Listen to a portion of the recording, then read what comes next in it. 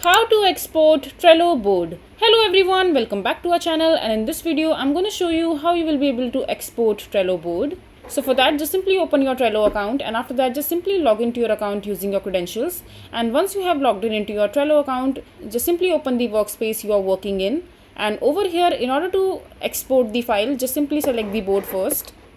So for example, I want to export file from this particular board right here. Just simply go to the three dot menu icon from the top right corner, and over here at the bottom you will be able to see the option called print, export and share.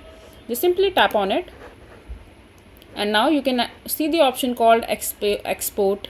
Just simply click on it, and if you want to export as CVS, so you can click on this download button right here, and this particular board will be downloaded as CVS in your device.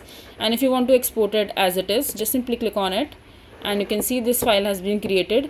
Just simply click on pretty print, and you can see that all this information has been captured over here.